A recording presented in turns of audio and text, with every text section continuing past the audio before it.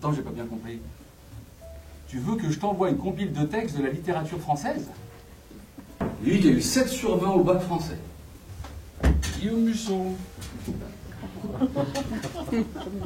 Eh ben voilà, Victor Hugo, Dieu le Père.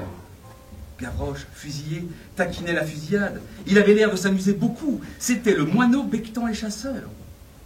Et puis, avec les femmes, maintenant qu'on a mis la main sur les carnets secrets cryptés, on est au courant de tout, hein. Mais pour moi, quand même, le plus grand apôtre de la liberté, c'est Jean de La Fontaine. Pour dire tout ce qu'il pensait, il utilisait les animaux.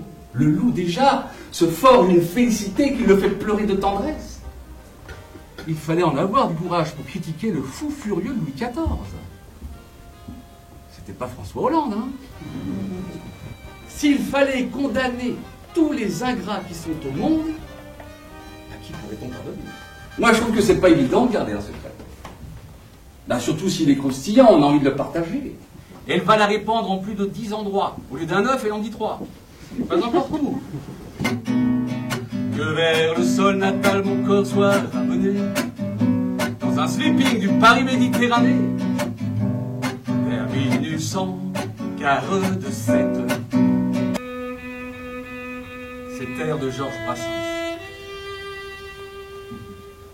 Du Brassens en plein milieu d'une pièce du XVIIIe siècle.